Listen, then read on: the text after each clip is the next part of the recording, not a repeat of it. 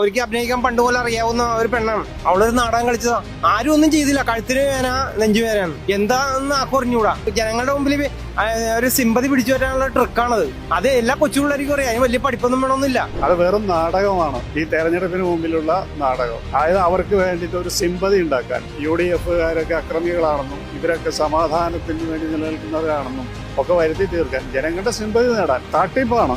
നമ്മൾ ന്യൂസിൽ കാണുമ്പോഴത്തേക്കും ആ വ്യക്തി അയാളെ ഒന്നും ചെയ്യുന്നതായിട്ട് നമ്മൾ കാണുന്നില്ല. കാരണം പോലീസിന്റെ പ്രൊട്ടക്ഷൻ അവർക്ക് നല്ലതുപോലെ കിട്ടുന്നതായിട്ട് നമ്മൾ കാണുന്നത്. അപ്പോ ഇതൊക്കെ എന്താ പറയാ, ഇനിയിപ്പോ ഇലക്ഷനൊക്കെ വരുന്നത് അതിനെ ബേസ് ചെയ്തിട്ടുള്ളവരുടെ ഡ്രാമ തന്നെയാണ്. വീണ ജോർജ് അഭിനയം ഇലക്ഷന്റെ ഒരു, അതായത് ഇടതുപക്ഷം നശിച്ച് ഈ ഒരു പേരും പറഞ്ഞ കേരളം മൊത്തക്കും DYF-കാര് ഇന്നലെ ITയുടെ അവിടെ എന്തെല്ലാം മോശം കാണിച്ചിട്ടുണ്ട്. അപ്പൊ അതൊന്നും ഒരു ശരിയായ വശമല്ല.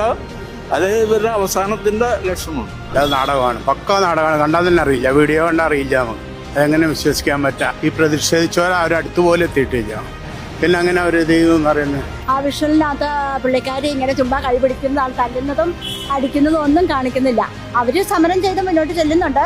പക്ഷെ സമരം ചെയ്യുന്നവരും അവർ അവസാനം ഇങ്ങനെ താടി ഇങ്ങനെ കഴുത്തിന് പിടിച്ചുകൊണ്ട് അങ്ങ് പോകുന്നതേ ഉള്ളൂ.